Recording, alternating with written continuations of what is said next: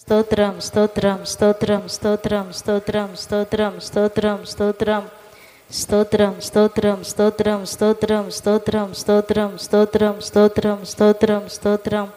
మహాపరిశుద్ధుడా, ప్రేమ కలిగిన తండ్రి, నీకు వందనాలు, స్తోత్రం చెల్లిస్తున్నాము నైనా. గడిచిన కాలం అంతా మీ రెక్కల నెడలో దాచి ఆరోగ్యం ఇచ్చి ఆయుష్కాలమును పొడిగించి ఈ పునరుద్ధాన దినమందు నీ పరిశుద్ధమైన ఘనమైన నామమును స్తుతించడానికి నీ సన్నిధిలోనికి మమ్మల్ని అంతా సమకూర్చున్నందుకే నీకు వందనాలు, స్తోత్రం చెల్లిస్తున్నాము తండ్రి. జరుగుచున్న ఆరాధనను మీ చేతుల్లోనికి సమర్పిస్తున్నాం. కరెంటును సిస్టమ్ను మీరు స్వాధీనపరచుకున్నందుకే వందనాలు, స్తోత్రం చెల్లిస్తున్నాము నైనా. కూడి వచ్చిన నీ బిడ్డలందరిని బట్టి నీకు స్తోత్రం చెల్లిస్తున్నాం. ఇంకనూ రావాల్సిన బిడ్డలను త్వరగా తీసుకుని రండి. వారి ప్రయాణంలో ఉంటున్న ఆటంకాల అభ్యంతరాలన్నింటినీ దూరపరిచి సకాలంలోనికి మీ సన్నిధికి రావడానికి సహాయం చేయమని ప్రార్థిస్తున్నాము నైనా. పాటల ద్వారా, వాయిద్యముల ద్వారా మీ నామానికి మహిమ తెచ్చుకునండి. ఆరాధనలోని పరిశుద్ధాత్మ శక్తి చేత ప్రతి బిడ్డను అభిషేకించండి. ఆత్మతో సత్యముతో నిన్ను ఆరాధించి మహిమపరచుటకు సహాయం చేయమని ప్రార్థిస్తున్నాం తండ్రి. అయ్యా, నీకు వందనాలు, స్తోత్రం చెల్లిస్తున్నాం. అయ్యా, కీర్తన భాగము ద్వారా, సాక్ష్యముల ద్వారా మీరే మహిమను పొందండి. అయ్యా, మందిరములో అడుగు పెట్టుచున్న ప్రతి బిడ్డను మీరు ఆత్మ స్వాధీనములోనికి తీసుకొనండి. అయానికి స్తోత్రమునైనా. వారి యొక్క హృదయ రహస్యములు ఎరిగిన దేవానికి స్తోత్రమునైనా. అవసరమవుతున్న సందేశం మీ దాసుల నోట మీరు ఉంచండి. అయానికి స్తోత్రం. ఒక్కొక్కరితో వాక్యములో నుండి మీరు మాట్లాడండి. వినగల చెవి, గ్రహించే హృదయం ప్రతి బిడ్డకి మీరు అనుగ్రహించమని ప్రార్థిస్తున్నాం. మీ సమాజంలో మీరు నిలిచి ఉన్నారన్న అయా భయముతో, భక్తితో, అయా గౌరవముతో, మర్యాదతో మీ సన్నిధిలో ప్రవర్తించడానికి సహాయం చేయమని ప్రార్థిస్తున్నాము తండ్రి. అయ్యా, నీకు వందనాలు, స్తోత్రం చెల్లిస్తున్నాము నైనా. ఆరాధన ఆది నుండి అంతం వరకు మీరే అధ్యక్షులుగా, ప్రధాన యాజకులుగా మా మధ్యలోనికి దిగివచ్చి క్రమంగా మర్యాదగా జరగడానికి సహాయం చేయమని ప్రార్థిస్తూ ప్రతి విధమైన అంధకార చీకటి శక్తులను, నిద్ర శక్తులను ఆటంకపరచు, అభ్యంతరపరచు దుష్టుని యొక్క ప్రతి కార్యములను పునరుద్ధానుడైన యేసు నామములో బంధిస్తున్నాం. పరిశుద్ధాత్మదేవ, సమస్తాన్ని మీ చేతుల్లోనికి సమర్పిస్తుండగా మీరే మా మధ్యలోనికి దిగివచ్చి జరిగిస్తున్నందుకే స్తోత్రం చెల్లించుకుంటూ సమస్త మహిమ, ఘనత, ప్రభావం నీకే చెల్లించుకుంటూ యేసు నామములో అడుగుచున్నాము తండ్రి, ఆమేన్. స్తోత్రాలు తండ్రి, స్తోత్రాలు నాయన. మరి ఈస్టర్ నా ప్రభు ఆదివారాన్ని బట్టి మీకు స్తోత్రాలు ప్రభు, స్తోత్రాలు తండ్రి. అయ్యా, అందరికీ మా జీవితాల్లో సంతోషాన్ని, సమాధాన్ని నీ రాజ్య పౌరులకు నా ప్రభా, మరి అయ్యా నా ప్రభ సిద్ధపాటు కలిగి ఉండలాగా నా ప్రభా, మరి తిరిగి లేచి ఆకాశానికి ఆరోహణమైనట్లుగా లేఖనాలు సెలవిస్తావునే ప్రభానికి స్తోత్రాలు తండ్రి, స్తోత్రాలు నాయన. అయ్యా, గొప్ప దేవుడు నా ప్రభానికి స్తోత్రాలు తండ్రి, స్తోత్రాలు నాయన.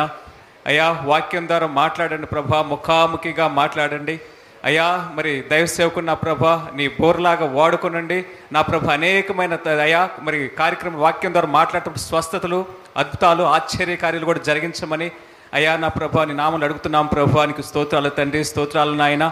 ఇక్కడికి వచ్చిన ప్రతి ఒక్కరిని కూడా ప్రేమించండి నాయన, ఆశీర్వదించండి, అభివృద్ధి పరచండి, బలపరచండి, నీ ధారాళమైన కృప చూపించండి ప్రభా. నీకు స్తోత్రాలు తండ్రి, స్తోత్రాలు నాయన. అయ్యా, మరి దైవసేవకులకు మంచి శక్తిని, బలాన్ని దయచేయండి ప్రభా. నీకు వందనాలు. వాక్యం ద్వారా మాట్లాడిన ప్రభా నీకు వందనాలు. అల్పులను గనులుగా ఎంచండి ప్రభా, నీకు వందనాలు. అయ్యా, 3 బారి జీతాలు సిగిరింప చేయండి ప్రభా. నీకు స్తోత్రాలు తండ్రి, స్తోత్రాలు నాయన. అయ్యా, వేరెవరు మహిమ పొందడానికి వీల్లేదు ప్రభా, నువ్వు మాత్రమే మహిమ పొందాలని మీకే స్తుతి, ఘనత, మహిమ, ప్రభావాలు నువ్వు మాత్రమే పొందుకోవాలని నజరైన యేసు క్రీస్తు నామములో అడిగి వేడుకున్నాం తండ్రి, ఆమేన్. హల్లెలూయా, హల్లెలూయా. కూర్చుందాం, ప్రార్థనాపూర్వకంగా కూర్చుని శ్రద్ధగా దేవుని యొక్క వాక్యాన్ని విందాం. హల్లెలూయా. ఈరోజు తెల్లవారుజామున యేసు ప్రభు వారు సమాధి గెలిచి సజీవుడిగా లేచాడు. హల్లెలూయా. దీన్ని ఈస్టర్ అంటారు, పునరుద్ధాన పండుగ అంటారు. ప్రభు జయించినటువంటి జయశాలిగా ఆయన జయించి లేచాడు. 1 సమాధిని గెలిచాడు, 2 సాతాన్ని జయించాడు, 3 మరణాన్ని జయించాడు. హల్లెలూయా. ఆయన జయించి జయశాలిగా పునరుద్ధానుడై తెల్లవారుజామున ఆయన లేచాడు, సమాధిలో నుంచి బయటకు వచ్చేసాడు. హల్లెలూయా. ఆయన జయశాలిగా లేచాడు అనటానికి గుర్తేంటి, ఆనవాళ్ళేంటి, ఆధారాలేంటి, రుజువులేంటి? ఈరోజు మనం వాటిని గురించి జాగ్రత్తగా శ్రద్ధగా వింటే అర్థమైపోద్ది. ఆధారాలు ఏమన్నా ఉన్నాయా? అవును. హల్లెలూయా. చూడండి.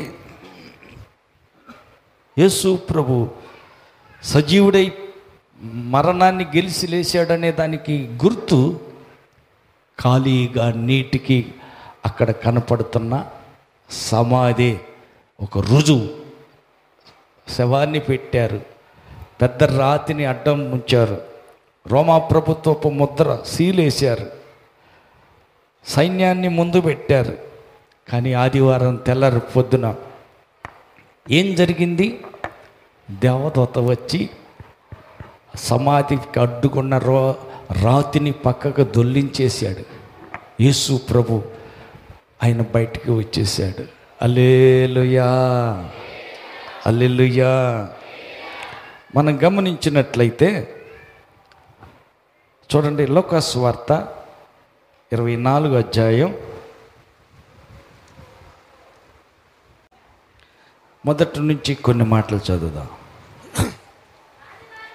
ఆదివారమున తెల్లవార్చు ఉండగా ఆ స్త్రీలు తాము సిద్ధపరిచిన సుగంధ ద్రవ్యములను తీసుకొని సమాధి వద్దకు వచ్చి సమాధి ముందర వండిన రాయి దొరిలించబడి ఉండుట చూసి లోపలికి వెళ్ళిరి. కానీ ప్రభువైన యేసు దేహము వారికి కనపడలేదు.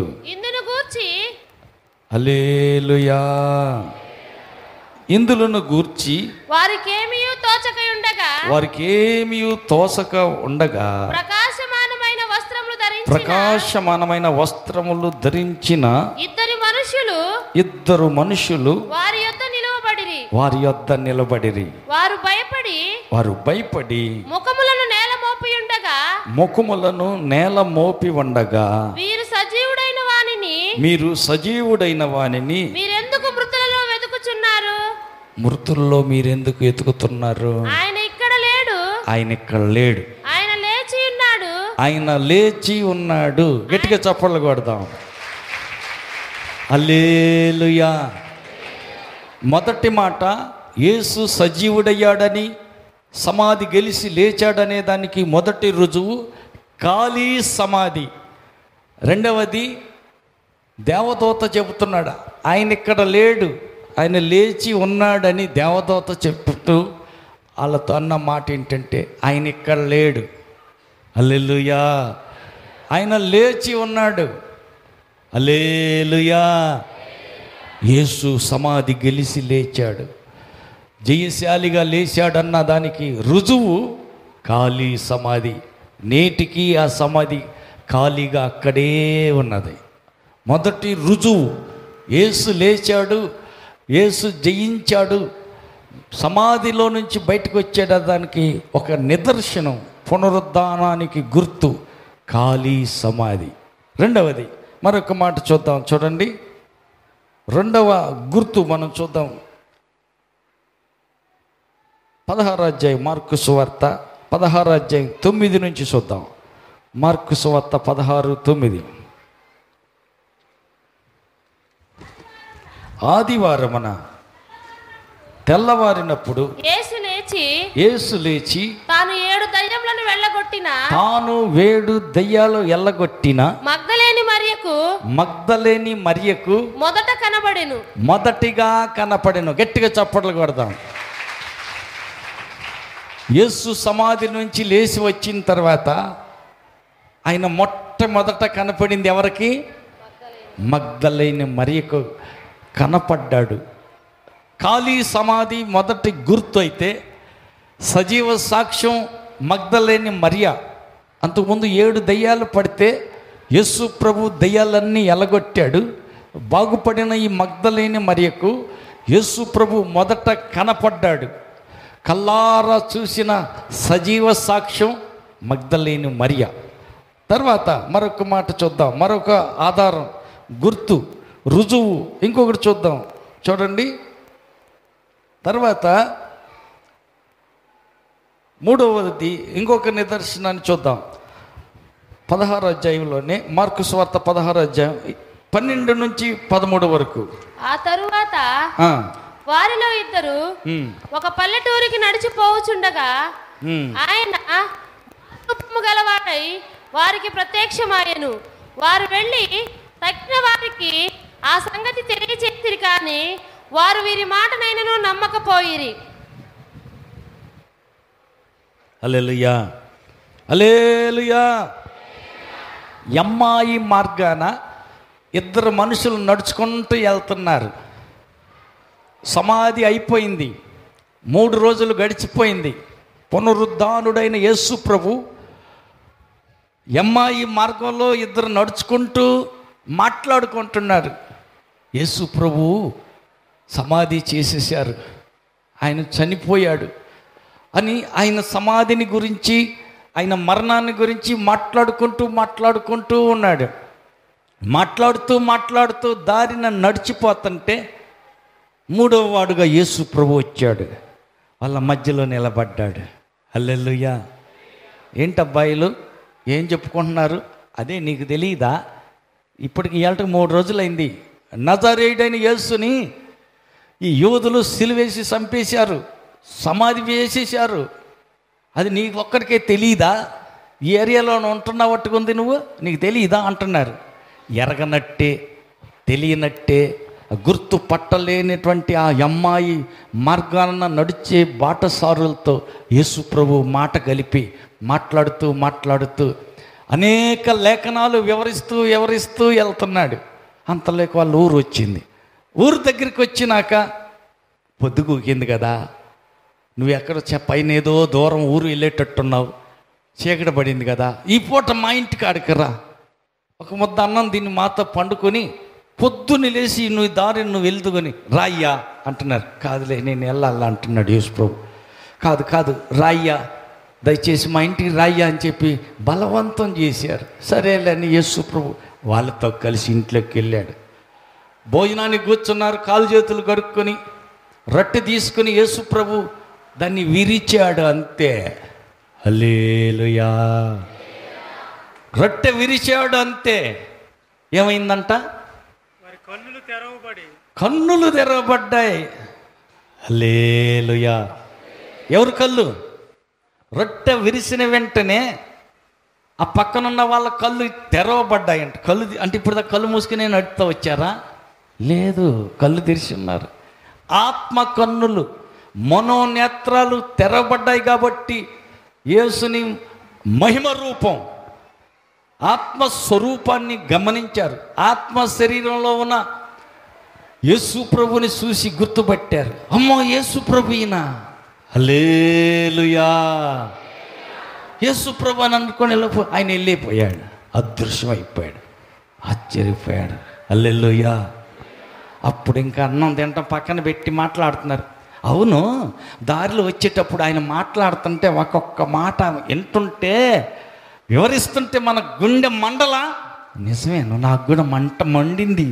కానీ అప్పుడు మనకి గ్రహింపు కాల. ఏం చేస్తాం, మొద్దు ముఖాలం అయిపోతుంది. హల్లెలూయా. ఎక్కడ మనం మాట్లాడేది యేసయ్య మాటలే కానీ గ్రహింపు కాల. ఎందుకని? కళ్ళు మూసుకుపోయినాయి, అందుకే గ్రహింపు కాల. హల్లెలూయా. పక్క వాళ్ళతో చెప్పండి, కళ్ళు మూసుకొని పోయినాయా, నీకు కళ్ళు తెరిసే ఉన్నాయా? హల్లెలూయా.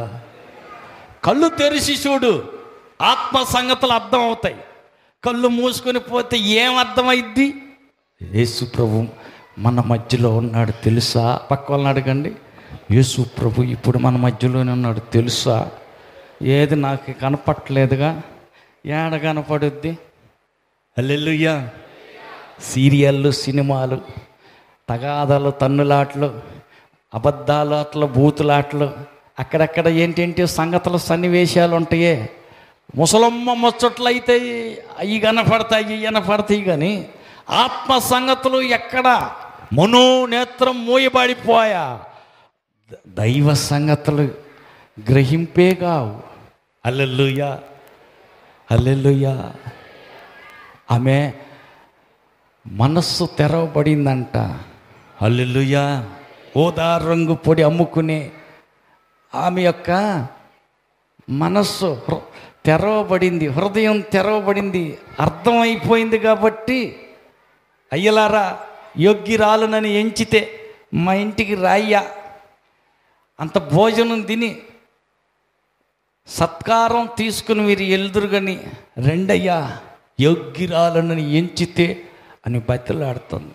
అంటే ఆమె మనస్సు తెరవబడింది. హల్లెలూయా. ఈ వ్యక్తి కన్నులు తెరవబడ్డాయి. ఎప్పుడు? రొట్టె విరిసిన తర్వాత. అప్పుడు దాకా కళ్ళు తెరవబడలా. హల్లెలూయా. 2 3 నా నామం పేరట ఎక్కడ కూడుకుంటారో అక్కడ ఆయన ఉంటానన్నాడు. ఉంటాడా లేడా? ఉన్నాడు. పక్కన వాళ్ళతో చెప్పండి, యేసయ్య మన మధ్యలో ఉన్నాడు. మర్యాదగా కూర్చో, ముచ్చట్లు మాను,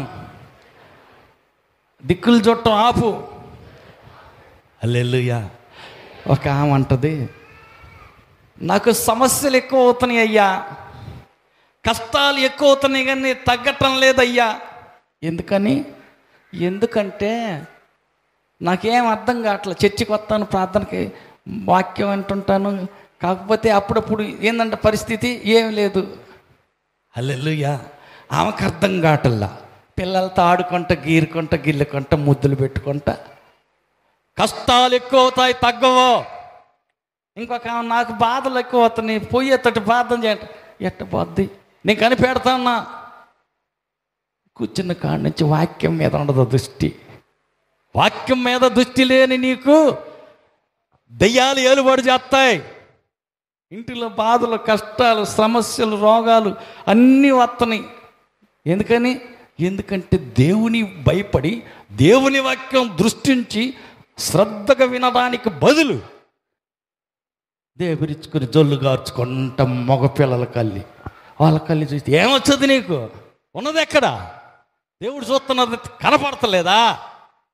ఉన్నది దేవుని సన్నిధిని అర్థం కావట్లేదా? దేవుడు చూస్తున్నాడు. దైవ భయం లేకుండా బరి తెగించి మగవాళ్ళ కళ్ళు ఏమో చూస్తుంది, కష్టాలు వచ్చినాయి అన్న గట్టిగా ప్రార్థన చేయంట. రాకేమవుతుంది? హల్లెలూయా. 2 3 ఎక్కడ కూడుకుంటారో అక్కడ ఆయన ఖచ్చితంగా ఉంటాడు.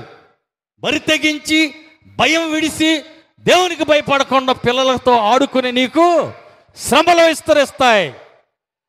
కష్టాలు కన్నీటితో ఏడుస్తూ నీ జీవితాన్ని ఈడుచుకుని పోవాల్సి వస్తుంది. తగ్గట్లేదు కదయ్యా, మందులన్నీ మింగా, ట్యాబ్లెట్లన్నీ వాడుతున్నా, ఏం తగ్గట్లేదు. ఎట తగ్గుద్ది? ఏం చేస్తున్నాడు? బరి తెగించి దేవుని మందిరంలో దేవుడు ఉన్న సంగతి గ్రహించకుండా మనోనేత్రాలు మూయబడి గుడిదానిలాగా ఉన్నావు. మనోనేత్రం మూయబడింది, బాహ్య నేత్రాలు తెరిచి ఆడవాళ్ళ కళ్ళు మగవాళ్ళు చూస్తున్నారు. హల్లెలూయా. మగవాళ్ళు కళ్ళు ఆడవాళ్ళు చూస్తున్నారు. నువ్వు ఎందుకు వచ్చావు ఇక్కడికి? వేషాలు ఎత్తానికా?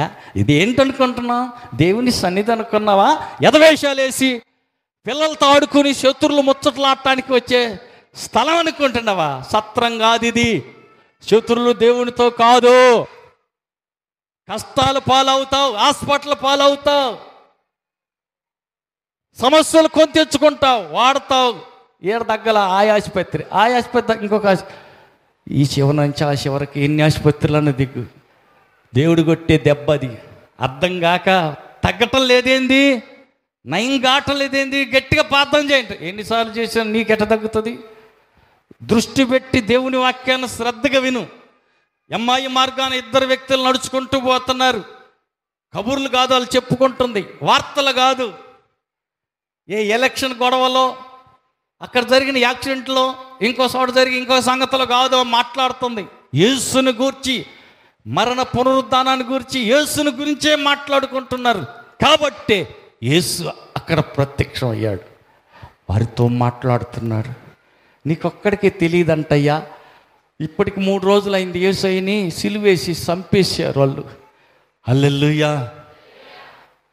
ఆత్మ సంగతిలో లేఖనాలు గుర్తు చేస్తున్నాడు, అన్నీ విన్నారు, అర్థం కాల. ఎప్పుడైతే ఇంటికి తీసుకెళ్ళి రొట్టె చేతికి ఇచ్చారో ఆయన ఆశీర్వదించి రొట్టె విరిసిన వెంటనే మనోనేత్రం తెరవబడింది. ఆమేన్. కళ్ళు తెరిచి చూశారు, అమ్మో యేసు ప్రభువయ్యా. అయ్యో అంతలేక అదృశ్యం వెళ్ళిపోయాడు. హల్లెలూయా. మరొక నిదర్శనం, అమ్మాయి మార్గాన యేసుతో కలిసి నడిచిన వాళ్ళిద్దరు సాక్షులు. యేసు సజీవుడయ్యాక, సమాధి నుంచి లేచి వచ్చాక వాళ్ళతో ప్రభువు మాట్లాడాడు. హల్లెలూయా. మరొక నిదర్శనం, ఇంకొక గుర్తు చూద్దాం, మరొక రుజువుని గమనిద్దాం. చూడండి, బైబిల్ నుంచి మరొక రుజువు చూద్దాం. యేసు ప్రభు అమ్మాయి మార్గాన ఇద్దరికి కనిపించారు, వాళ్ళొక సాక్ష్యం. తర్వాత చూస్తే పేతురు కూడా యేసు ప్రభు కనిపించాడు. హల్లెలూయా. 24వ అధ్యాయం 34వ వచనం, లూకాసు వార్త. ప్రభు నిజముగా లేచి సీమోను కనబడినని చెప్పుకొని సుండిరి.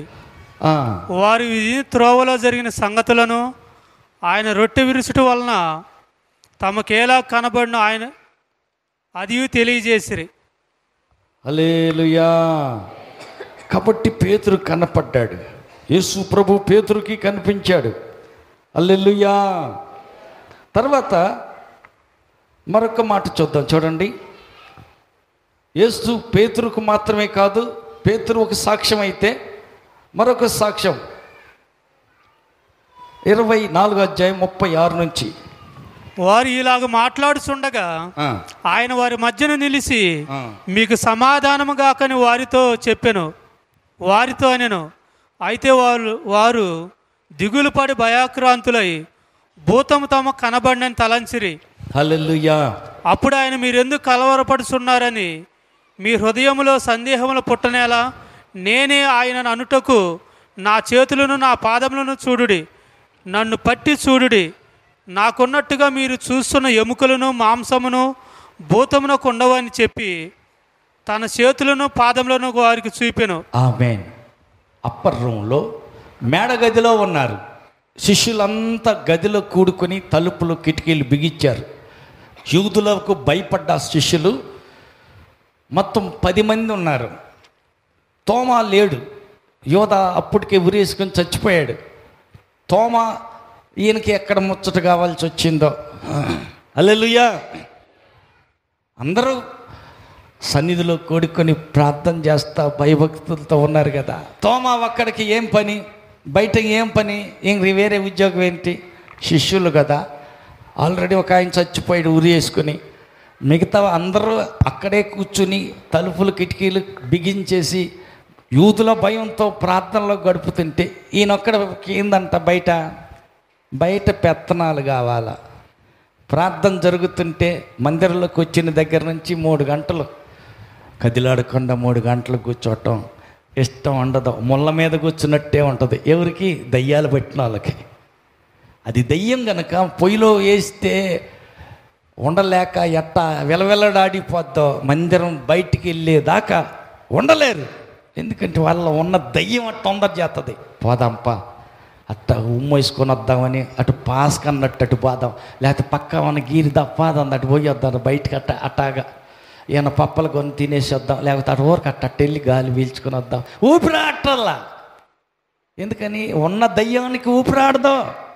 పొయ్యిలో వేసిన నత్త లేక పొయ్యిలో పడ్డ కప్ప పరిస్థితి అట్ట ఉంటుంది ఆ ఒంట్లో ఉన్న దయ్యానికి. పాసకి పోయేద్దా, బయటికి పోయేద్దారా, ఏం పని లేదు, ఊరకన అట్టికి వెళ్ళొద్దారు. అరే వాక్యం కదా, దేవుని వాక్యం కదా, అయ్యో దేవుని సన్నిధి కదా, అయితే మళ్ళీ రావచ్చులే. భయం లేదు, దేవుని భయమే లేదు. అయ్యో దేవుడు మాట్లాడుతుంటే మనం లేచిపోతే ఎట్టా? హల్లెలూయా. ఎమ్మెల్యే వచ్చాడు, ఇళ్ళ పట్టాలు వంచి పెడుతున్నాడు, మధ్యలో కూర్చో పాస్ వస్తుంది, ఉండు ఎమ్మెల్యే కూర్చో, నేను వచ్చినాక మళ్ళీ చెబుతూ అట్ట కూర్చో, అది లేచిపోతాడా? వెళ్తారయ్యా. ఎంఆర్ఓ వచ్చాడు, మీకు ఇల్లు కట్టి పెడతామంటున్నారు, ఏందేందో వేస్తామని మాట్లాడుతున్నారు. ఎంఆర్ఓ గారు అక్కడ కూర్చో, తాలింపు వేసి వస్తాను, కొద్దిగా తిరగమాత వేసి వస్తా కూర, అక్కడ కూర్చో కాసేపు. అది లేచిపోతారమ్మా, పోగలరా? ఎంఆర్ఓకి ఎమ్మెల్యేకి ఇచ్చే విలువ యేసయ్యకి ఇచ్చేవాళ్ళు అయితే ప్రార్థన జరుగుతుందో లేచి బయటికి వెళ్తారా? వెళ్ళలేరు. దేవుడికి భయపడతారు. దేవుడు ఇక్కడ ఉన్నాడు అన్న సంగతి కళ్ళకు కట్టినట్టు కనపడతల్లా. ఎంతమంది బాగుపడుతున్నారు, ఎంతమంది స్వస్థత పొందుతున్నారు. ఎన్ని ఏళ్ళ నుంచి పేరగపోయిన దెయ్యాలు వెళ్ళిపోతున్నాయి. మరి నీకు పట్టిన దెయ్యం ఎప్పుడు వదిలేది? మర్యాదగా భయంతో భక్తితో మందిరంలో ఎప్పుడు కూర్చోగలుగుతావు? దయ్యం వదిలితేనే కూర్చుంటావు, లేకపోతే ఉండలేవు. ముళ్ళ మీద కూర్చోబెట్టినట్టే ఉంటుంది, నీకు మనశ్శాంతి ఉండదు. బయటికి వెళ్ళి రావాలా. ఇది దేవుని సన్నిధి. పక్క వాళ్ళతో చెప్పండి, దేవుడు ఇక్కడ ఉన్నాడు, ఇది దేవుని సన్నిధి. భయం కలిగి బ్రతికితే అయ్యా అంటే ఏం కూతురా అంటాడు. బరి తెగించి బయటికి అటు ఇటు తిరుగుతూ ఉంటే ఆహా కుదరదు. అయ్యా లేదు, అమ్మ లేదు, ఏడ్చినా కింద పడి గిజగిజ తన్నకలాడినా నీ మొర ఆయన ఎన్నడు. నీ ప్రార్థనకు జవాబు రాదు, నీ వ్యాధికి స్వస్థత కలగదు, నీ సమస్యకు పరిష్కారం ఉండదు. అయ్యో ఎంతకాలం నుంచి ప్రార్థన చేస్తున్నాము, ఎంతమంది చేత చెప్పి ప్రార్థన చేస్తున్నాం, అది తీరటంలా, ఆ సమస్య పోటలా, ఆ జబ్బు నయం కావట్లే. ఎట్టబోద్ది? దేవునికి నీవు విలువ ఇస్తే, దేవుని సన్నిధి నీవు గౌరవిస్తే, దేవునిగా నువ్వు ఆరాధిస్తుంటే నిన్ను కూడా ఆయన గౌరవిస్తాడు. ఆయన అంటున్నాడు, నన్ను గణపరచు వారిని నేను గణపరుస్తా. పక్క వాళ్ళతో చెప్పండి, దేవుణ్ణి గణపరచు, దేవుని సన్నిధికి విలువ ఇవ్వు, దేవుని ఎదుట మర్యాదగా ప్రవర్తించు. ఆయన కూడా నిన్ను గణపరుస్తాడు. పిలవగానే ఏం కొడుకా ఏం కావాలి చెప్పు అంటాడు. ఆమేన్, ఆమేన్. కాబట్టి ఎమ్మాయి మార్గాన ఇద్దరు వ్యక్తులకు యేసయ్య కనపడ్డాడు. ఆమేన్. వారొక సాక్ష్యం. ఖాళీ సమాధి ఒక సాక్ష్యం. మగ్దలేనే మరియకు యేసు మొదట కనపడ్డాడు, మరొక సాక్ష్యం. 10 మంది శిష్యులు మాత్రమే ఉన్నారు మేడ గదిలో. 11వ వారు పెత్తనాలు చేస్తానికి బయటికి పోయాడు, ఆయన లేడు. తర్వాత వచ్చాక అంటున్నారు, తోమా యేసయ్య వచ్చాడు, మేము చూసాంగా, గాయాలు కూడా చూపించాడు, గాయాలు ఉన్నాయి, ఆ మచ్చలన్నీ ఉన్నాయి, మేము చూసాం. భూతమని మేము భయపడ్డాం, అదిరిపోతేను భయపడద్దు, నేనేను, కావాలంటే చూసుకోండి, గాయాలు మచ్చలు ఈ గుర్తులు దెయ్యాలకు ఉండవు, నేను యేసునే అని చూపించాడు, ప్రత్యక్షపరుచుకున్నాడు. మేము చూసాం.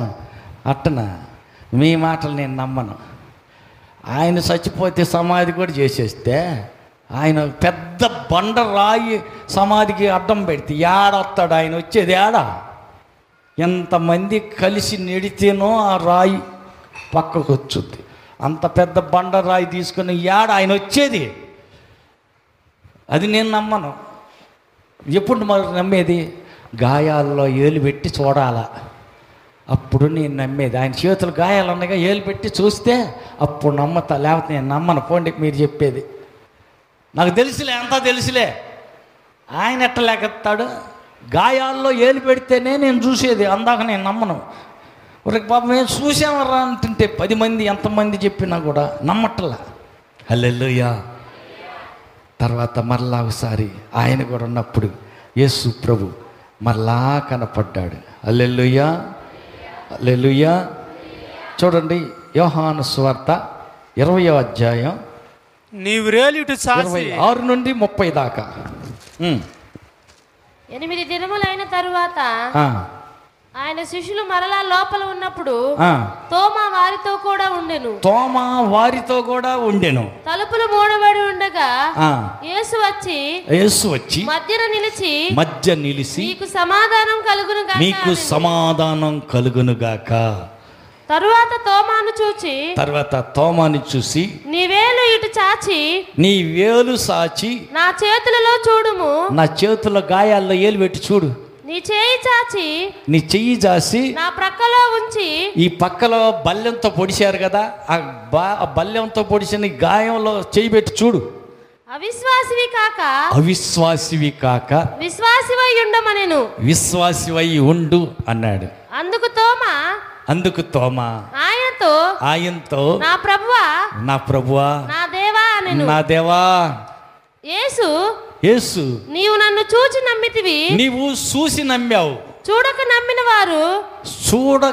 నమ్మిన వారు ధన్యులని అతనితో చెప్పాను. ఆమేన్. కాబట్టి ఇప్పుడు తోమా కూడా ఉన్నాడు. ఇందాక 10 మంది శిష్యులే యేసు ప్రభుని చూశారు. ఇప్పుడు 12వ వాడు తోమా కూడా ఉన్నప్పుడు యేసు మరలా ప్రత్యక్షమయ్యాడు. 11 మంది కూడా చూశారు. హల్లెలూయా. 11 మంది శిష్యులు ఉన్నప్పుడు ప్రభు ప్రత్యక్షమయ్యాడు. అవిశ్వాసివి కాక విశ్వాసి ఉండు అని హెచ్చరించాడు. అల్ప విశ్వాసి అని కాదు, యేసయ్య ఆయన్ని కోప్పడి అరిచింది.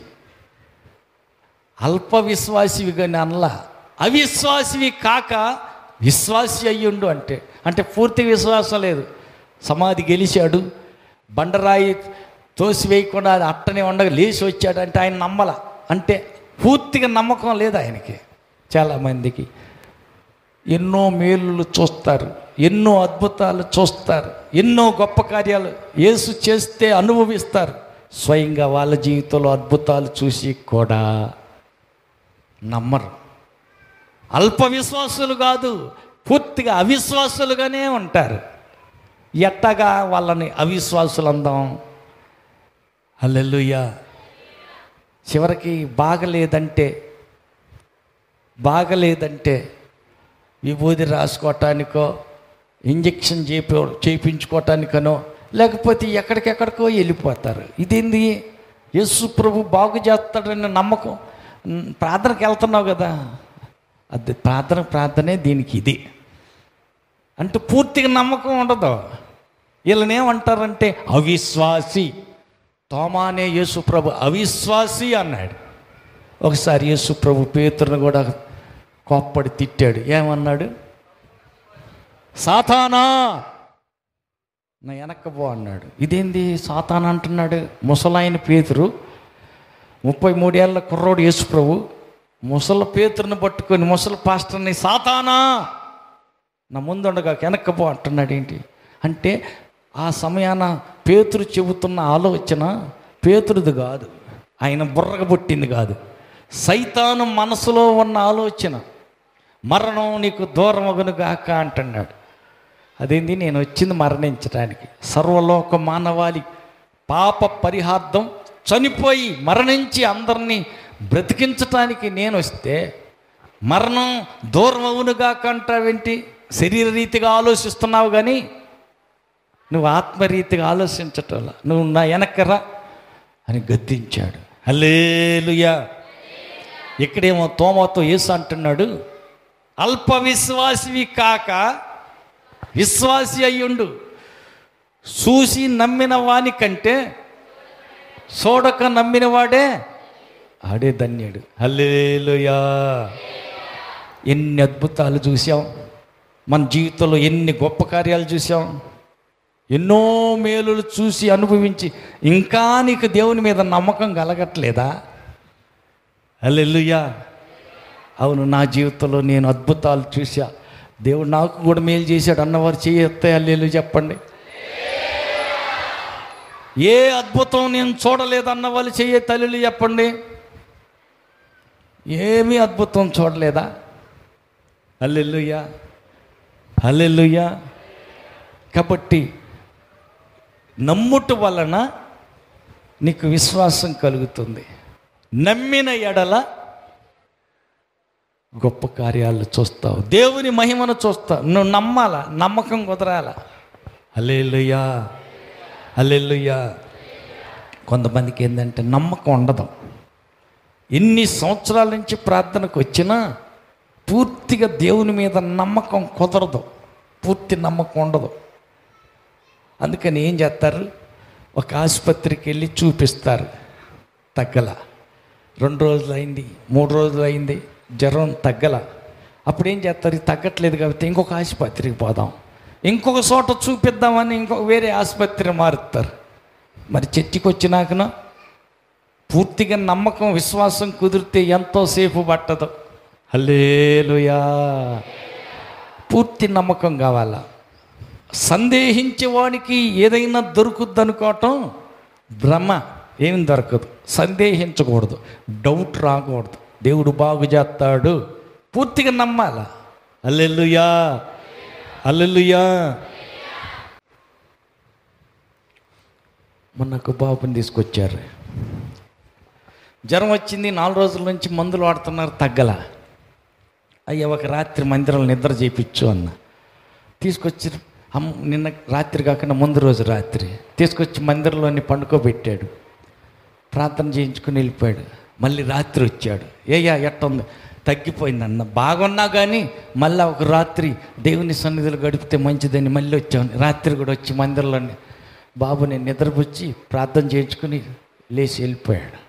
విశ్వాసమే, కేవలం నీ విశ్వాసమే నిన్ను స్వస్థపరుస్తుంది. నమ్మకం, నమ్ము, పూర్తిగా నమ్ము. సందేహించమాకు, అనుమానించగాకు. తగ్గుద్దో తగ్గదో, నయమైద్దో కాదో, ఈ దెయ్యం వెళ్ళిపోద్దో లేదో డౌట్ పడగాకు. దేవుడికి అసాధ్యమైంది ఏదీ లేదు. కాబట్టి మొదటి అద్భుతం, యేసు పునరుద్ధానుడయ్యాడు, గెలిచి లేచాడు అనే దానికి గుర్తు. 1 ఖాళీ సమాధి, 2 మగ్దలేని మరియ, 3 ఎమ్మాయి మార్గాన బాటసారులు, 4 10 మంది శిష్యులు, తర్వాత 5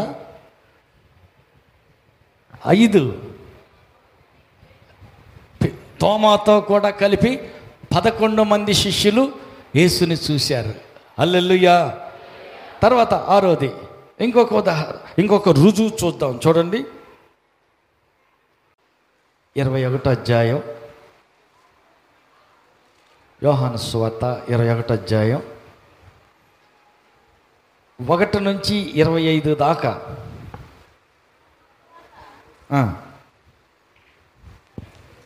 తిబెరియా సముద్ర తీరమున శిష్యులకు మరలా తన్ను ప్రత్యక్షపరచుకొనెను.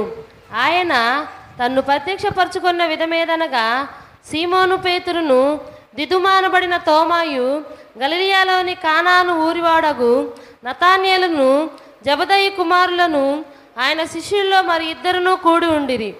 సీమోను పేతురు, నేను చేపలు పట్టబోదునని వారితో అనగా, వారు మేమును నీతో కూడా వచ్చేదమని వారు వెళ్ళి దోణి ఎక్కిరి. కానీ ఆ రాత్రి ఏమీ పట్టలేదు.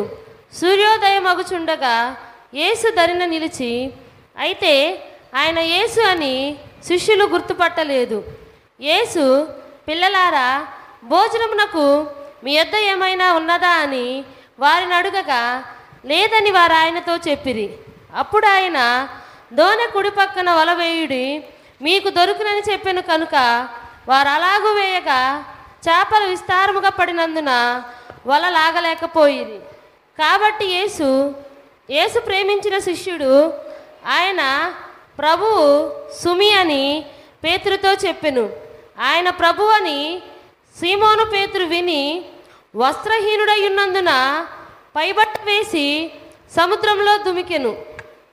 దరి ఇంచుమించు 200 మూరల దూరం ఉన్నందున తక్కిన శిష్యులు చేపలు గల వల లాగుచు ఆ చిన్న దోణిలో వచ్చిరి. వారి దిగి దరికి రాగానే అక్కడ నిప్పులను, వాటి మీద ఉంచబడిన చేపలను, రొట్టెయు కనబడెను.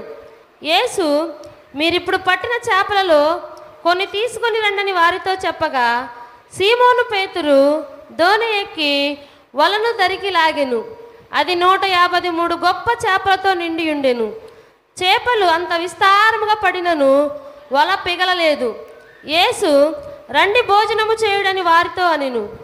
ఆయన ప్రభు అని వారికి తెలిసినందున, నీవెవడవని శిష్యుల్లో ఎవడునూ ఆయన అడుగా తెగింపలేదు. యేసు వచ్చి ఆ రొట్టెను తీసుకొని వారికి పంచిపెట్టెను. అలాగే చేపలను కూడా పంచిపెట్టెను. యేసు మృతులలో నుండి లేచిన తరువాత శిష్యులకు ప్రత్యక్షమైనది ఇది 3వసారి. ఆమేన్. ఎంతమంది శిష్యులకు కనపడ్డాడు? ఇది మూడోసారి శిష్యులకు కనిపించారు. ఎంతమంది శిష్యులు అక్కడ ఉన్నారు? ఎంతమంది? మళ్ళీ చదవండి. లెక్క పెట్టకుండా బుడా చదువుకుంటూ పోయారు. సీమోను పేతురును, దిదుమానబడిన తోమాయు, పేతురు, తోమా, జబదయి కుమారులు ఇద్దరు. సీమోను పేతురు, నేను చేపలు పట్టబోదునని వారితో అనగా, వారు మేము నీతో కూడా వచ్చడమని, మేము నీతో కూడా వస్తామని వారు వెళ్ళి దోణి ఎక్కిరి. ఆ రాత్రి ఏమీ పట్టలేదు. సూర్యోదయం మగుచుండగా యేసు దరిని నిలిచెను. ఆయన యేసు అని శిష్యులు గుర్తుపట్టలేదు. హల్లెలూయా. మొత్తానికి 7 ఉన్నారు అక్కడ. హల్లెలూయా. 7 శిష్యులకి యేసు ప్రభు కనపడ్డాడు. ఆ శిష్యులకు కనిపించింది ఇది మూడోసారి. 1 10 మంది రూమ్లో ఉన్నప్పుడు, 2 11 మంది శిష్యులు తోమాతో కలిపి ఉన్నప్పుడు, 3 ఈ చేపలు పడటానికి వెళ్ళిన పేతురుతో పాటు మొత్తం 7 ఉన్నారు. ఈ మూడోసారి శిష్యులకు యేసు ప్రభు కనపడ్డాడు. హల్లెలూయా. యేసు సజీవుడని, పునరుద్ధానుడై లేచాడనే రుజువు, నిరూపణ మరొకటి. తర్వాత ఇంకొకటి చూద్దాం, చూడండి. తర్వాత మత్తయి సువార్త 28వ అధ్యాయం 16 నుంచి 20 దాకా చూడండి. మత్తయి సువార్త 28వ అధ్యాయం. 11 మంది శిష్యులు యేసు తమకు నిర్ణయించిన గలిలయలోని కొండకు వెళ్ళిరి. గలిలయలోని కొండకి వెళ్ళిరి. వారు ఆయనను చూసి ఆయనకు మొక్కిరి కానీ కొందరు సందేహించిరి. కొందరు మాత్రం సందేహించారు. అయితే యేసు వారి వద్దకు వచ్చి పరలోకమందును భూమి మీదను నాకు సర్వ అధికారం ఇవ్వబడింది. కాబట్టి మీరు వెళ్ళి సమస్త జనులను శిష్యులుగా చేయుడి. తండ్రి యొక్కయు కుమారుని యొక్కయు పరిశుద్ధాత్మ యొక్కయు నామములోనికి వారికి బాప్తీసం ఇచ్చుచు నేను మీకు ఏ సంగతులు మీకు ఆజ్ఞాపించితినో వాటన్నిటిని గైకొనాలని వారికి బోధించుడి. ఇదిగో నేను యుగ సమాప్తి వరకు సదాకాలం మీతో కూడా ఉన్నానని వారితో చెప్పిన. గట్టిగా చప్పట్లు కొడదాం. హల్లెలూయా. ఇప్పుడు గలిలియా సముద్ర తీరాన, హల్లెలూయా, ఆయన మరలా శిష్యులకి కనపడ్డాడు. ఇక్కడ 11 మంది శిష్యులు చూశారు. ఈ 11 మంది శిష్యులతో చెప్తున్నాడు ఏమని? యుగ సమాప్తి వరకు నేను మీతో ఉన్నాను. ఆయన చెప్పిన మాట ఏంటంటే, ఏ సంగతులైతే నేను మీకు బోధించానో అవన్నీ వాళ్ళకి చెప్పండి. సమస్త జనుల్ని నా శిష్యులుగా చేయండి. హల్లెలూయా. మీ శిష్యులు కాదు, నా శిష్యులుగా చేయండి. రోగుల్ని స్వస్థపరచండి, దయ్యాలు ఎల్లగొట్టండి. నేను మీకు బోధించిన సంగతులు వాళ్ళందరికీ తెలియచేయండి. నమ్మి బాప్తిసం పొంది వారు రక్షించబడతాడు. కాబట్టి వారికి తండ్రి యొక్కయు కుమారుని యొక్కయు పరిశుద్ధాత్మ నామంలోనికి వారికి బాప్తిసం ఇవ్వండి అని నాకు ఇహమందును పరమందును సర్వ అధికారం నాకు ఇవ్వబడింది. హల్లెలూయా. ఈ అధికారం ఎక్కడ ఇవ్వబడింది అంటే, మొదట యేసు ప్రభు మరణించిన వెంటనే కళ్ళు మూసాడు సిలువలో. ఆయన ఆత్మ పాతాళ లోకానికి వెళ్ళిపోయింది. పాతాళానికి వెళ్ళిన యేసు ప్రభు సింహాసనం మీద కూర్చున్న ఘట సర్పాన్ని, సాతానుని వాడు జుట్టు పట్టుకొని కింద పడేసి సింహాసనం నుంచి కింద వేసి వాడి శిరస్సును సితక పొడిచేసాడు. హల్లెలూయా.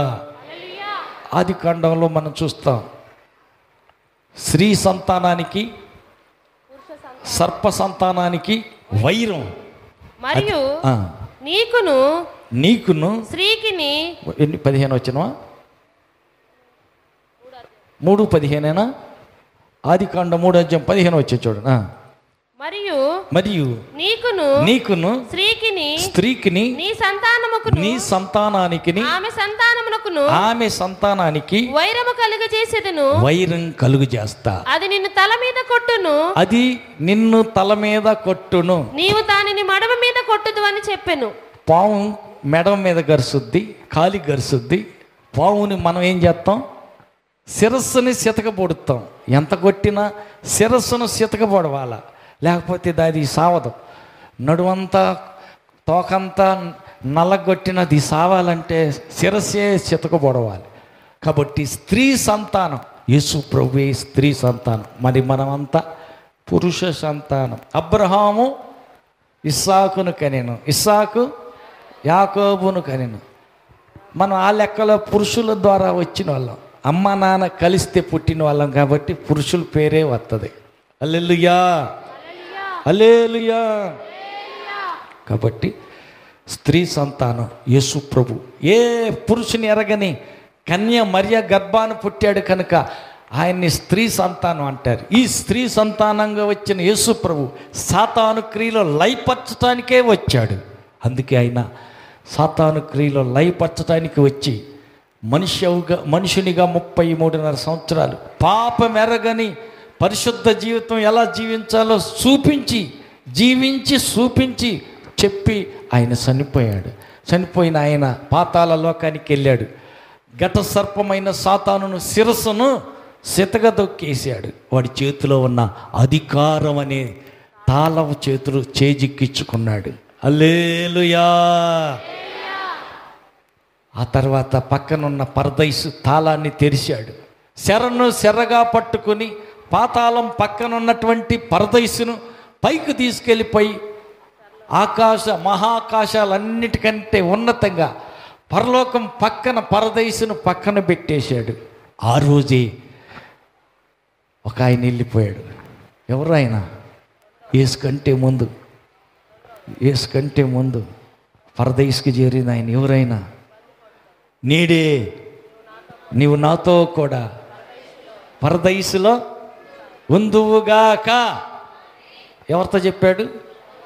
శిలువలో కుడివైపు ఉన్న దొంగను మాట ఇచ్చాడు కాబట్టి, మాట తప్పని దేవుడు కాబట్టి కుడివైపునున్న దొంగని శరగా పట్టుకుని అతని ఆత్మని ఎంటబెట్టుకుని పరదైసును నేరుగా తీసుకెళ్ళి పాత నిబంధన భక్తులందరి సమూహాన్ని పరలోకం పక్కన పరదైసు చేర్చి ఆ పరదైసులో ఈయన కూడా అక్కడ వదిలిపెట్టేసి, హల్లెలూయా. 3వ దినాన శుక్రవారం పరదైసు పరలోకం పక్కకి చేరిపోయింది. పరదైసులోనికి శిలువలో దొంగ పరదైసుకు చేరిపోయాడు. అన్ని పనులు అయిపోయినాయి. సాతాను శిరస్సు సితకదొక్కటం అయింది. పాతాళం పక్కనున్న పరదైసు పరలోకం పక్కకి చేరిపోవటం జరిగింది. శరగా పట్టుకెళ్ళి తాళాలు విప్పటం జరిగిపోయింది. తాళం చేతుల గుర్తు తీసుకొని ఆదివారం తెల్లవారుజామున మృత్యుంజయుడిగా యేసు బయటకు వచ్చేసి శిష్యులతో అంటున్నాడు, ఏమని? శిష్యులారా, ఇహమందును పరమందును నాకు సర్వ అధికారం అనుగ్రహించబడింది. అధికారం నా చేతిలో ఉంది కాబట్టి మీరు వెళ్ళండి. సర్వాధికారి అని యేసు అన్నమాట. మీరు వెళ్ళండి, దయ్యాలు వెళ్ళగొట్టండి, రోగులను స్వస్థపరచండి, సమస్త జనులకి సువార్త బోధించండి. హల్లెలూయా. నమ్మిన వారికి తండ్రి యొక్క కుమారుని యొక్క పరిశుద్ధాత్మనామములో బాప్తిస్మం ఇవ్వండి. సదాకాలం యుగ సమాప్తి వరకు నేను మీతో కూడా ఉన్నాను. ఉన్నాడా లేడా? మాట తప్పేవాడు కాదు ఆయన, మనతో కూడా ఉన్నాడు. హల్లెలూయా. మనతో ఉండే దేవుణ్ణి ఎట్లా పోగొట్టుకోవచ్చు? పోగొట్టుకునే ఛాన్స్ ఉన్నదా? పక్క వాళ్ళతో అడగండి. మనతో ఉంటానన్నాడు, ఉన్నాడు. ఉన్న దేవుడిని పోగొట్టుకునే దానికి అవకాశాలు ఏమైనా ఉన్నాయా?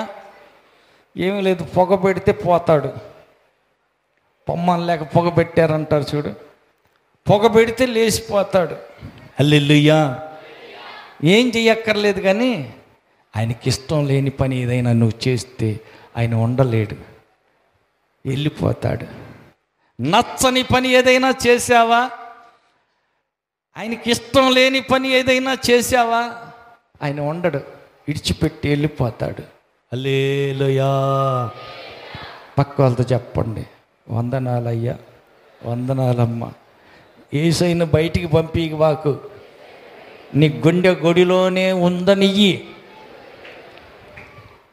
ఆత్మను దుఃఖపరచకుడి అని అంటాడు. ఎప్పుడు దుఃఖపడతాడు? ఎప్పుడు దుఃఖపడతాడు? ఎప్పుడైతే దేవుడు గుండెలోనే ఉన్నాడు నీ దగ్గరే, కాకపోతే వాళ్ళ అన్న మాట గుర్తొస్తుంది నాకు. ఏమంది? ఎంతలో మాట ఉంది అంతలోకి ఆమె వచ్చింది. వందనాలు లెక్క అన్న, వందనాలు లేదు, తందనాలు లేదు. ఎందుకని? గుర్తొస్తుంది. మనిషి ముఖం చూస్తేనే ఆమె అన్న మాటలు గుర్తొస్తాయి. ఆమె చేసిన పని మామూలు పనే. హల్లెలూయా, హల్లెలూయా. క్షమించలేకపోతున్నా, హల్లెలూయా. గుర్తొస్తుంది, సహించలేకపోతున్నా. ప్రైజ్ లార్డ్ సిస్టర్, వందనాలు సిస్టర్, వందనాలు లేదు, కిందలేదు, పోమ. హల్లెలూయా. ఆ వస్తుంది పోడు మొహం, ఇటు పోతా నేను. హల్లెలూయా. ఎందుకని? వాళ్ళు అన్న మాటలు గుర్తొస్తున్నాయి, వాళ్ళు చేసిన పనులు గుర్తొస్తున్నాయి. క్షమించలేకపోతున్నావు. అదే యేసయ్య ముఖానికి పొగబెట్టినట్టయితే. హల్లెలూయా. దేవుని స్వరూపం, దేవుని పోలికలో ఉన్న వ్యక్తి ఒక మాట అన్నదే అనుకో, ఒక పని చేసిందే అని అనుకో, నిన్ను బాధ పెట్టేదే అని అనుకో, నిన్ను గాయపరిచారే, కరెక్టే. హల్లెలూయా. నువ్వు ఆయన పెట్టావు కదా, ఏం చేయాలి?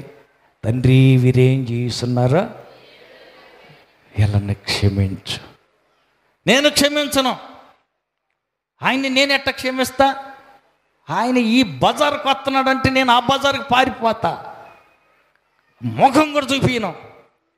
పొగబెడుతున్నావు, దేవుని ముఖాన్ని దుఃఖపరుస్తున్నావు, పొగేసి దుఃఖపడుతున్నావు. నీ గుండెల్లో నుంచి తొందరగా వెళ్ళిపో. యేసయ్యా, నీ పేం వద్ద, నీ దోమ వద్ద నువ్వు పారిపో.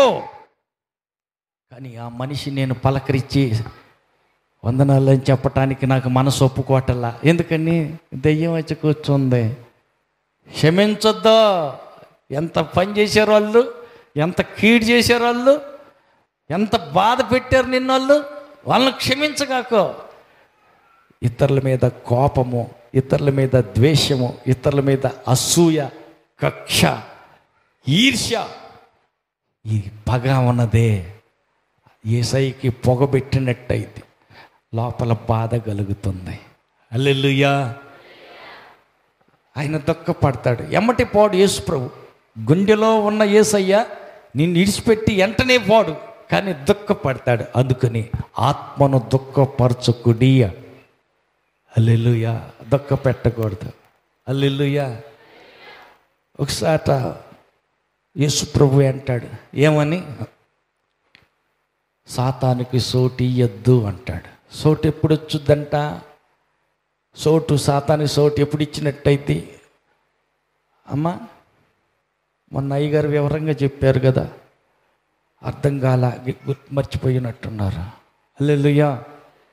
భార్య భర్త మధ్య గొడవ అయింది. పొద్దుగూకే లోపల, సూర్యుడు అస్తమించే లోపల సమాధాన పడాలా. సారీ అయ్యగారు, అమ్మ సారీ తల్లి, నన్ను క్షమించలే, నిన్నేమన్నా బాధ పెడితే. ఒక్క మాటతో బాయ. మళ్ళీ పుట్టాల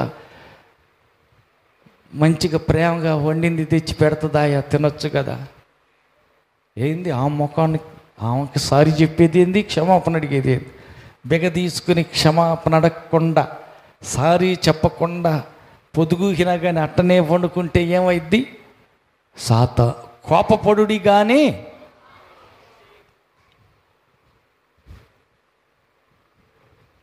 చీకటి పడింది, పొద్దుగూకింది, కానీ భార్యతో సమాధాన పడలా, క్షమాపణ అడగల. సైతానికి చోటు దొరికింది. తలుపు తీసి, స్వాగతం సైతానా, సుస్వాగతం, నా ఒంట్లోకి వచ్చి ఏలుకో, ఇక నన్ను ఏలుకో, సాపేయమంటే సాపిస్తా, దుమ్మెత్తిపోయమంటే పోతా. మా ఆయన వీడు ఎప్పుడు పోతాడు, వీడి కాళ్ళు వీడి చేతులు ఎప్పుడు, అయ్యో అదేంది, నిన్ను ఎప్పుడు మోసుకెళ్తారు, నిన్ను ఎప్పుడు వీడిని ఎప్పుడు దొల్లిస్తారు, అదేంది, వాడిని దొల్లిచ్చి వచ్చిన మరుసటి రోజు నీకు ముద్ద అడక్క తింటమే తప్ప ఎవరు ఆదరించే వాళ్ళు ఉండరు. మరేంది, దయ్యం వచ్చి పట్టింది కదా. హల్లెలూయా. పెళ్ళైన కాడ నుంచి 10 రూపాయల పనికి పంపకుండా కూర్చోబెట్టి గురుగమ్మలాగా కూర్చోబెట్టి సాగుతున్న భర్త కోపం వచ్చింది, ఏదో ఒక మాట అన్నాడు. క్షమించలేవా? ఆహా, నేను ఎందుకు క్షమించాలా? క్షమిస్తే నెత్తినికి కూర్చుంటాడు ఆయన. ఎంత మాట అంటే అంత మాట అంటాడా? ఈ తెక్క ఈ అట్టగా ఉండాలి, ఎండ కట్టాలి, ఓ కూడా ఉండకుండా అట్ట ఎండ పెట్టాలి. క్షమించకుండా, సహించకుండా, ఓర్చుకోకుండా, సమాధాన పడకుండా రాత్రి నిద్రపోతే సైతానికి తలుపు తీసినట్టయిద్ది. సాతానా, నా ఒంట్లోకి రా, నా ఇంట్లోకి రా, ఏలుకో, నన్ను ఏలుకోమని సైతాన్ని పిలిచినట్టయిద్ది. సాతాను వచ్చిన కాడి నుంచి ఆశీర్వాద వచనానికి బదులు భర్తను పట్టుకొని నిన్ను ఎన్నడ మోసుకెళ్తారా, ఎప్పుడు దొల్లెత్తారా, నిన్ను ఎన్నడ గుంటలో పెడతారని, ఇది ఏంద్ర అదేం మాటలు అనొచ్చు అసలు అట్టాటి భర్తను పట్టుకొని అంటుంది. ఎందుకని? దెయ్యం పట్టింది. అయ్యో, ఎందుకు సోటిచ్చింది? సోటిచ్చింది క్షమాపణ అడగకుండా, సమాధాన పడకుండా. హల్లెలూయా. పక్క వాళ్ళతో చెప్పండి, వందనాలు. దెయ్యానికి సోటీగాకో. దెయ్యం తాగెత్తది, తిట్టెత్తది, ఇంకా పలకని ఎవరిని పలకగాకో, వాళ్ళతో మాట్లాడుగాకో, ఎడంగబో, దారిపో, పారిపో, సమాధాన పడి పరలోకం సచ్చాక పరలోకం పోయే కంటే సచ్చినాక నరకానికి పోతే పోయావు. బతికున్నందుకు ఊపిరి గొంతులు ఊపిరినంత వరకు ఆ మనిషిని పలకరిగాకు. వాళ్ళు ఈ బజారు గుర్తుంటారు, అవతల ఆ గొంతులు కూడా పడిపోరు, తప్పుకొని పో. హల్లెలూయా. దుఃఖపడతాడు. హృదయంలో ఉన్న దేవుడు ఏం చేస్తాడు అమ్మా? దుఃఖపడతాడు. దుఃఖపడి ఏడ్చి ఏడ్చి ఎంతసేపు అని ఏడిపిస్తాడు? ఏడ్చి ఏడ్చి ఇంకా ఏడుపు ఎక్కువ చెప్పిస్తున్నావు, ఇంకా కాలం గడుపుతున్నావు, సమాధాన పడతలేదు, క్షమించటం లేదు, మనసులో కోపం, ద్వేషం, కక్ష, బాధ పెట్టుకుని అట్టనే ఉండటం వల్ల బాధపడి యేసయ్య ఏం చేస్తాడంట? నీ గుండె విడిచిపెట్టి ఆయన వెళ్ళిపోతాడు. హల్లెలూయా. యేసు ప్రభు సంసోను గుండెలో ఉన్నంత వరకు సంసోనికి ఎదురే లేదు, తిరిగే లేదు. సంసోను గుండెలో ఉండి యేసయ్య వెళ్ళిపోయాడు. ఏమైంది? ఆయనకు అర్థం కాల, తెలియలా, వెళ్ళిపోయాడు యేసయ్య అన్న సంగతి తెలియలా.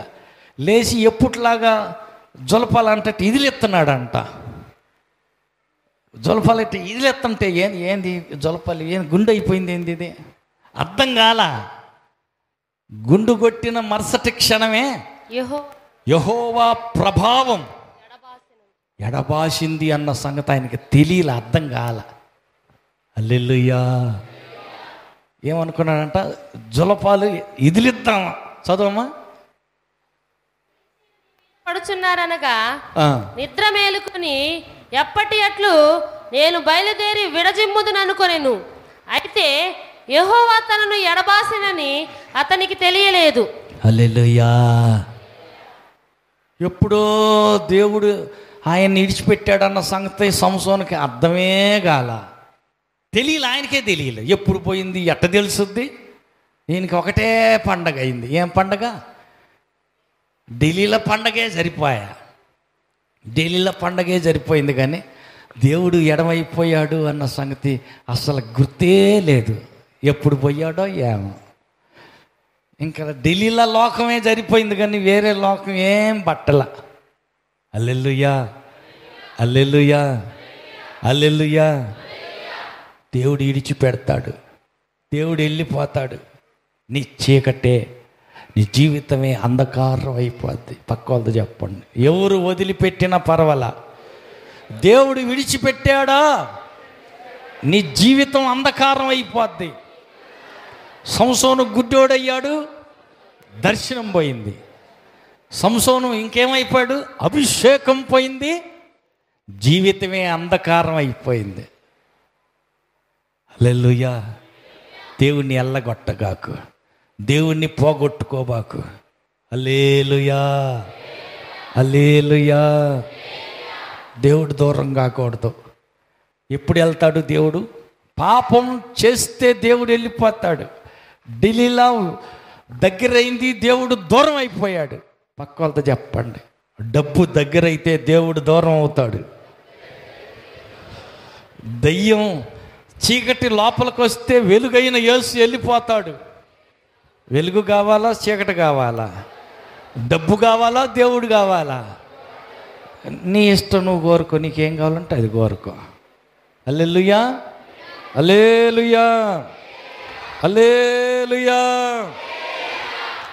కాబట్టి యేసు ప్రభుని పోగొట్టుకోకూడదు. పునరుద్ధానుడైన యేసు ప్రభు ఆయన కనపడ్డాడు. హల్లెలూయా. తర్వాత ఒక మాట చూద్దాం, చూడండి. 1 కొరింథీయులకు రాసిన పత్రిక 15వ అధ్యాయం 5వ వచనం. ఆయన కేఫాకును తరువాత 12 కనబడిను. అటు పిమ్మట చదువు 500కు ఎక్కువైన సహోదరులకు ఒక్క సమయమందే కనబడిను. ఆమేన్. కేఫా అంటే పేతురు. పేతురు కేఫా అంటారు, అంటే రాయి అని అర్థం. అంతకుముందు సీమోన్ అంటే ఆయనకు పేరు తగ్గట్టు సీమోన్ అంటే ఒగుడాకు, ఎండిపోయిన జొన్న దంటు ఆకు ఉన్నది. గాలి ఎటు కొడితే అటు గాలికి కొట్టుకొని పోతూ ఉంటుంది. ఆయన పేరు అట్లాంటిది. కొద్దిగా చిన్న గాలి దోలితే చాలు, గాలి వెనకెడితే పడిపోతూ ఉంటుంటుంది. అందుకని యేసు ప్రభు స్థిరపరిచి నీ పేరు కేఫా, రాయి అని అర్థం వచ్చే కేఫా అని పేరు పెట్టాడు పేతురుకి. హల్లెలూయా. పేతురుకి కనపడ్డాడు. తర్వాత 11 మంది శిష్యులకి కనపడ్డాడు. తర్వాత 500 మంది కంటే ఎక్కువైనటువంటి ఒకేసారి వాళ్ళందరికీ యేసు ప్రభు కనపడ్డాడు. హల్లెలూయా, హల్లెలూయా. యేసు ప్రభు ఇన్నిసార్లు అంతమందికి కనిపించాడు. హల్లెలూయా. కాబట్టి వాళ్ళందరికీ యేసు ప్రభు కనిపించాడు. తర్వాత అపోస్తలుల కార్యములు 9వ అధ్యాయం చూడండి. అపోస్తలుల కార్యం 9వ అధ్యాయం 1 నుండి 19. తర్వాత ఇంకొకరు తీసి పెట్టుకోండి, 22:3 నుంచి. తర్వాత 26వ అధ్యాయం 9 నుంచి 18 వరకు. ఒకటి చదువు మా దాంట్లో. సౌలు ఇంకను ప్రభు యొక్క శిష్యులను బెదిరించుటయును హత్య చేయుటను తనకు ప్రాణాధారమైనట్టు ప్రధాన యాజకుని యొద్దకు వెళ్ళి ఈ మార్గమందున పురుషులనైనను స్త్రీలనైనను కనుగొనిన ఎడల వారిని బంధించి యెరూషలేమునకు తీసుకొని వచ్చుటకు దమస్కులోని సమాజంలో వారికి పత్రికలిమ్మని అడిగెను. అతడు ప్రయాణం చేయొచ్చు దమస్కు దగ్గరకు వచ్చినప్పుడు అకస్మాత్తుగా ఆకాశం నుండి ఒక వెలుగు అతని చుట్టూ ప్రకాశించెను. అప్పుడు అతడు నేల మీద పడి, సౌలా సౌలా, నీవేళ నన్ను హింసించుచున్నావని తనతో ఒక స్వరము పలుకుట వినెను. ప్రభువా, నీవెవడవని అతడు అడుగగా ఆయన, నేను నీవు హింసించుచున్న యేసును, లేచి పట్టణంలోనికి వెళ్ళుము, అక్కడ నీవేమి చేయవలెనో అది నీకు తెలుపబడునని చెప్పెను. ఆమె అకాలమందు పుట్టిన పౌలు గారు, సౌలుగా ఉన్న వ్యక్తి పౌలుగా మారాడు. ఆయనకి యేసు ప్రభు కనపడ్డాడు. హల్లెలూయా. కొన్ని సంవత్సరాలు గడిచిన తర్వాత ఈ సంగతి జరిగింది. అదే పౌలుకి అనేక సార్లు కనిపించాడు. హల్లెలూయా. 9వ అధ్యాయం 3వ వచనం, 22వ అధ్యాయం 3వ వచనం, 26వ అధ్యాయం 9వ వచనం. తర్వాత చదువుకుంటే పౌలుకు కనిపించిన సంగతి అక్కడ మనం చదువుతాం. పౌలుకు కూడా యేసు ప్రభు కనపడ్డాడు, చూశాడు ఆయన. కాబట్టి ఇప్పటికీ యేసు ప్రభు సజీవుడయ్యాడన్న దానికి రుజువులు. మొదటిది సమాధి, ఖాళీ సమాధి ఒక గుర్తు. 2, మగ్దలేని మరియకు కనపడ్డాడు. 3, ఎమ్మాయి మార్గాన 2 వ్యక్తులకు యేసయ్య కనపడ్డాడు. 4, ఎవరికి? 10 మంది శిష్యులకు యేసయ్య కనపడ్డాడు. 5. 11 మంది శిష్యులకు కనపడ్డాడు. 6.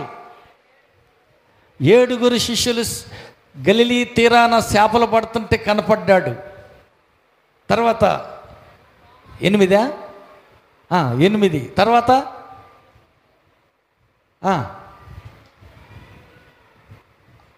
పేతురుకి కనపడ్డాడు.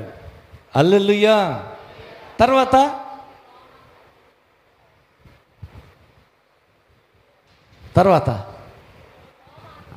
తోమాకి కనపడ్డాడు. తర్వాత 500 మందికి అంతకంటే ఎక్కువ మంది ఉన్నప్పుడు ఒకసారి యేసుప్రభు కనపడ్డాడు. తర్వాత చివరికి పౌలు గారికి కనపడ్డాడు. హల్లెలూయా. ఇవన్నీ ఏంటంటే ఆధారాలు. యేసు లేచాడు, సమాధి గెలిచి లేచాడు అనే దానికి, పునరుద్ధానుడయ్యాడు అన్న దానికి రుజువులు. వాళ్ళందరికి కనపడిన యేసు నీకు కూడా కనపడగలడు. హల్లెలూయా, హల్లెలూయా. అయితే తీవ్రంగా ఆయన ప్రత్యక్షత కొరకు కనిపెట్టుకుంటే, ఎదురు చూస్తే ఆయన నీకు కూడా కనపడతాడు. ఆమేన్. ఆత్మరూపిగా ఆయన ఉన్నాడు కాబట్టి నువ్వు తీవ్రత కలవాడివై ఆసక్తి కలిగి మగ్దలేని మరియవలే ఇంట్రెస్ట్గా శ్రద్ధగా వెతికితే నువ్వు కనుగొంటావు. నీకు కూడా ఆయన కనపడతాడు. హల్లెలూయా, హల్లెలూయా. కాబట్టి మనం చేయాల్సిన పని ఏంటి? నాకు కూడా కనపడయ్యా, నా హృదయంలోనికి రెండయ్యా, నాలోనే ఉండి నన్ను చేయి పట్టి నడిపించాయని అడగాల. అడిగితే తప్పకుండా ఆయన నీలోనికి వస్తాడు. ఆమేన్. నీతో కూడా మాట్లాడతాడు. ఆమేన్. చేయి పట్టి నిన్ను నడిపిస్తాడు. ఆమేన్. ఆ రీతిగా దేవుడు మనందరికీ దర్శనం ఇచ్చి, కళ ద్వారా, దర్శనం ద్వారా, స్వరం ద్వారా, వాక్యం ద్వారా నేరుగా ముఖాముఖిగా కనపడి మాట్లాడే దేవుడు. కాబట్టి ఎంత మంచి దేవుణ్ణి నమ్ముకున్న మనం ధన్యులం. ఆయనే నీతో మాట్లాడి నిన్ను బలపరుచునుగాక. ఆమేన్. అందరూ లేచి నిలబడదాం. యేసు ఉన్న శరీరంలో ఎంతో చక్కటి ఆరోగ్యం ఉంటుంది. యేసు ఉన్న కుటుంబంలో ఎంతో ఐక్యత ఉంటుంది. యేసు ఉన్నాడో లేడో ఆలోచించుకొని, ఆయన నీ ఇంటిలో, నీ ఒంటిలో లేక ఎలపటికి వెళ్ళినట్టుగా అనుమానం, జ్ఞాపకం వస్తుంటే అడుగు, ప్రభువా నాలోనికి రండి, ప్రభువా నా ఇంటిలోనికి రండి, నా ఒంటిలోనికి రండి, నా స్థితిగతులు మార్చండి, నా పరిస్థితులు మార్చేది నీ ఒక్కడవే. అడుగుదాం, నోరు తెరిచి ప్రార్థన చేద్దాం, అడుగుదాం. సర్వాధికారి దయాళుడైన తండ్రి, నీకు వందనాలు. కూడి వచ్చిన మీ పిల్లలందరినీ మీ చేతులకు అప్పగిస్తున్నాం. ఆశీర్వదించండి. ప్రతి బలహీనత యేసు నామములో తొలగిపోవునుగాక. బిడ్డల శరీరంలో ఏ వ్యాధి, ఏ అనారోగ్యం, ఏ రుగ్మత, ఏలుబడి చేయటానికి వీలు లేదు. సర్వశక్తివంతుడైన యేసు నామములో బిడ్డలందరూ పూర్ణ ఆరోగ్యవంతులుగా ఆశీర్వదించబడునుగాక. ప్రతి దురాత్మ శక్తులన్నీ యేసు నామములో బిడ్డలు విడిచి పారిపోవునుగాక. వారిపై ఉన్న ప్రతి శాపము యేసు నామములో కొట్టివేయబడునుగాక. బిడ్డలకు విరోధంగా ఉచ్చరించబడి ప్రతి మంత్ర ప్రయోగం యేసు నామములో నిర్వీర్యమైపోవునుగాక. ప్రభు, నీ బిడ్డలకొక్కరు నిత్యముగా ఆశీర్వదించబడుదురుగాక. ఒక్కొక్కరు గుడిలో నీవు నివసించుదువుగాక. ప్రభువా, నీ సన్నిధిని ఏ ఒక్కరు కోల్పోకుండా నీతో సహవాసం కలిగి జీవించుదురుగాక. ఈ దుష్ట దురాత్మ దయ్యపు శక్తుల తంత్ర కుయుక్తులు బిడ్డల మీద ఏ మాత్రం ప్రభావం చూపకుండునుగాక. కృప కలిగిన సాచిన రెక్కల నీడన నీ బిడ్డలందరూ సురక్షితంగా క్షేమము కలిగి నీలో వర్ధిల్లుదురుగాక. ప్రభు, నీ బిడ్డలకొక్కరిని ఆశీర్వదించండి.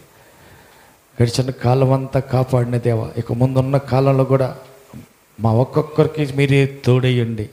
వారి పంట పొలాల్లో దీవించమని, పాడి పశువులో వారిని ఆశీర్వదించమని, పరీక్షలు రాసిన పిల్లలందరికీ జయం అనుగ్రహించమని, కాలేజీల్లో సీట్ల కోసం, స్కూల్లో సీట్ల కొరకు ఎదురు చూసి బిడ్డలకి వారు ఆశించిన స్కూల్లో కాలేజీల్లో సీట్లు దొరుకునుగాక. ఉన్నతమైన విద్యను అభ్యసించి ఉద్యోగం కొరకు కనిపెడుతున్న బిడ్డలందరికీ గవర్నమెంట్ ఉద్యోగాలకై వారికి ద్వారాలు తెరవబడునుగాక. నీ అందు ఆశ పెట్టుకున్న వారి ఆశ భంగం కానేరదని నీ లేఖనం నెరవేరుగాక. అర్పించబోతున్న కానుకలు అంగీకరించండి.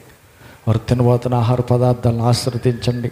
పరిచర్య చేయబోతూ ఉన్న వారిని కూడా దీవించి అనేక రెట్లు ప్రతిఫలం దయచేయమని, సమస్త ఘనత మహిమ నీకు మాత్రం చెల్లిస్తూ, ఇన్ని బిడ్డలందరినీ మీ గాయపడిన హస్తాలకు అప్పగిస్తూ, రాలేకపోయిన బిడ్డలకు క్షమించి మరో సమయమైన నీ సన్నిధిలో గడపడానికి కృపమని కోరుతూ, సమస్త ఘనత మహిమ ప్రభావం అంతా మీకు మాత్రం చెల్లిస్తూ, మహిమతో మధ్యాకాశానికి రానున్న మా ప్రభు రక్షకుడైన యేసు నామములో ప్రార్థించి వేడుకుంటున్నాము తండ్రి, ఆమేన్. మన ప్రభు అయిన యేసుక్రీస్తు కృపయు, తండ్రి అయిన దేవుని ప్రేమయు, పరిశుద్ధాత్మని యొక్క అన్యోన్య సహవాసం కూడి వచ్చిన మనకును సర్వలోక పరిశుద్ధులందరికీ సదాకాలం తోడయిండి నడిపించునుగాక. ఆమేన్, ఆమేన్, హల్లెలూయా.